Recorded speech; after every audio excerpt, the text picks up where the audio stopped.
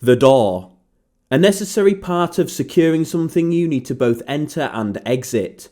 The first car doors appeared in 1899, and by 1923 the door had become a staple of motoring.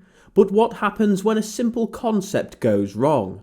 What happens when a door possesses an entire organisation? In the 60s and 70s, that very problem would befall the mighty BMC and British Leyland, when a set of doors, according to some, managed to ruin several key cars, claiming victims like the Maxi and even a forgotten Rolls Royce. This is the story of the doors that took on a life of their own, and how they gave several key models the kiss of death. Hello everybody and welcome to this video on the disastrous doors. If you're not subscribed already, please make sure to do so. It really does help me out and you get to see more of this. More history videos, more cars and classics uncovered, and more projects. This video is on how the land crab's doors took on a life of their own, and do you know of any more parts bin specials? Let me know in the comments below. Make sure to like the video if you liked it and share if you want other people to see it. But without further delay, let's get into this video on the history of the land crab's doors. Back in the 1950s, BMC were at a tipping point.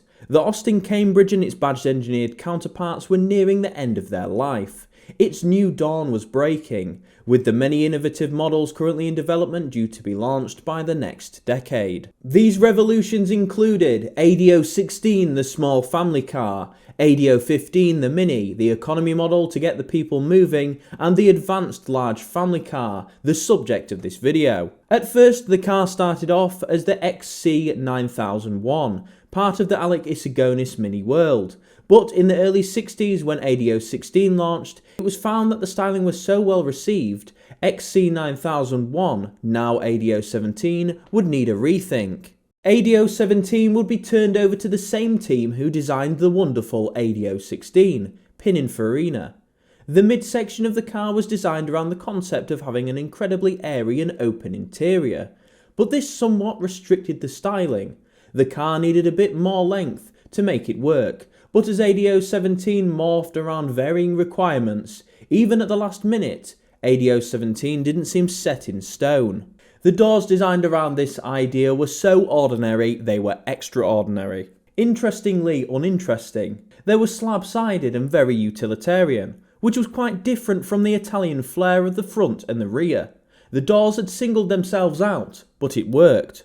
In October 1964, ADO 17, now known as the BMC 1800 and 2200 series, was launched. The third of the revolutionary front-wheel drive saloons. Class-leading suspension, innovative package design, but there was still a problem. At the time, the 1800 was a complete departure from all that came before it in its segment, thanks to its very interesting styling.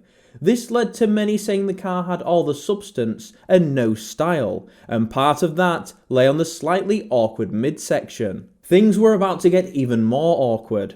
As the wheels of fortune turned against BMC, the men walked out, the land crab faltered, and of course the competition heated up.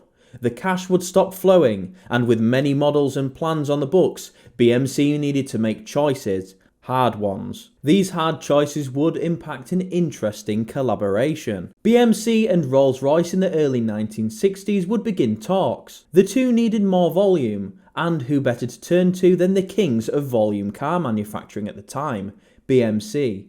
The idea was simple: create a joint venture for BMC to produce a more accessible model for the firms, using BMC's mechanicals and body pressings and the cachet of Rolls Royce and Bentley.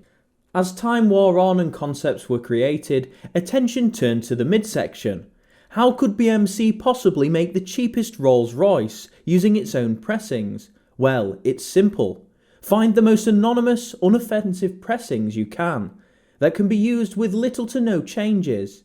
And the kings of anonymous in the BMC pressing shop were of course the BMC 1800's doors. Yes, that's right, the 1800s doors would appear on a Rolls Royce and a Bentley. The first concepts would appear and I'll let you be the judge. The Bentley Bengal and the Rolls Royce Rangoon would be adorned with the famous doors. But the issue wasn't just that they were anonymous, it's the simple fact that no matter what car they were placed on, they couldn't be changed at all. Their airy glass and slab-sidedness would cause the midsection of each car to be placed on to go one way, up. The proposal would eventually fall through, thankfully. Rolls Royce and Bentley didn't take kindly to the designs, with them being concerned it would dilute their brand image. The doors had claimed their second victim. You may think 2 victims is enough to put the doors out to pasture, but no, it got even worse. They would take on an even bigger challenge. ADO 61, Austin's headliner to replace its mighty and very successful Westminster, would be next. In development, ADO 61 was hit with several setbacks, mostly internal lack of direction, but also external, so the Longbridge team would seek to cut costs wherever possible. And with that, they checked the pressings catalogue, and of course, they needed to be anonymous, unoffensive, and with that, the doors were chosen again.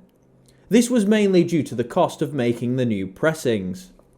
The story would play out in the exact same way. The doors would need the midsection styling to be changed completely around them.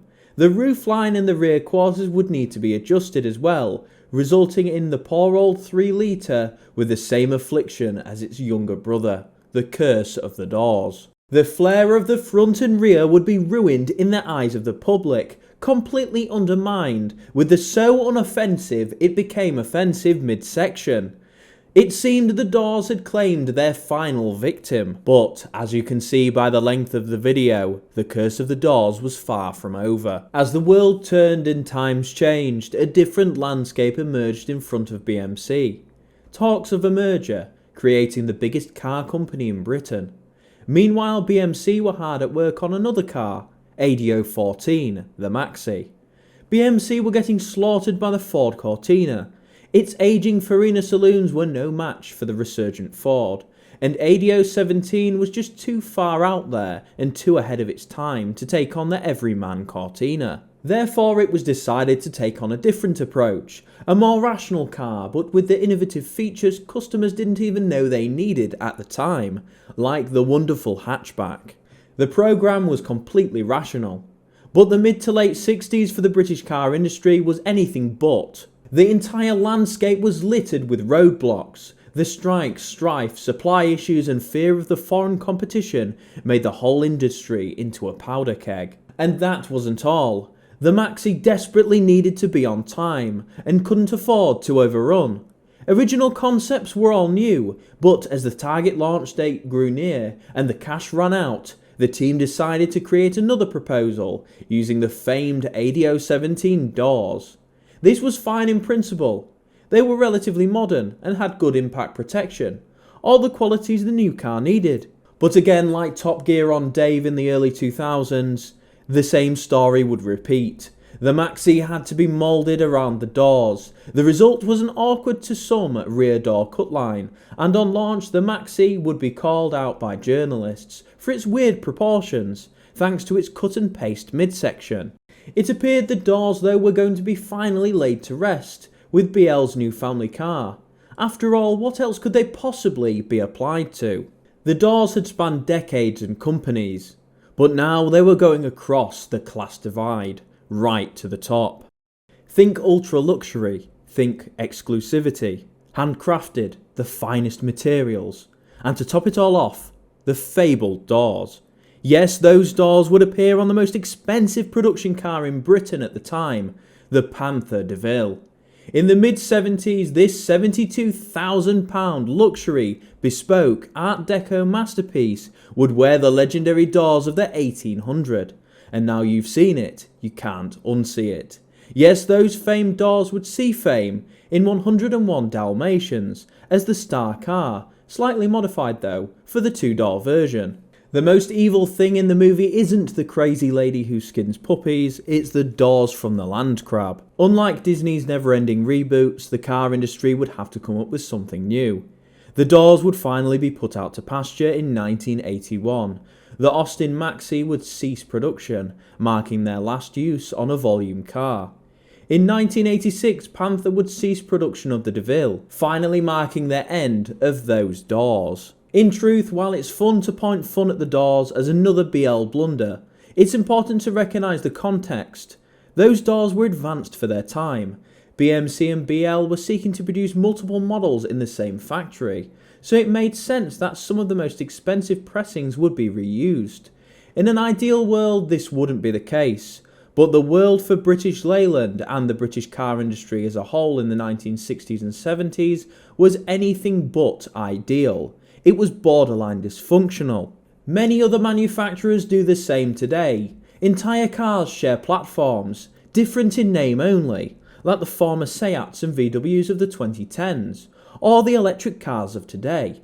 Maybe in hindsight, while a bit disjointed, BL was ahead of their time, or maybe their blunders are a lesson we never learned, that is doomed to repeat again. And with that, it's the end of the video.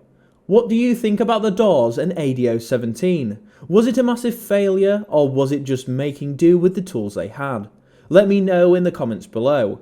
But as always, thank you for watching. Keep watching and remember to subscribe for more of this, and I'll see you in the next one.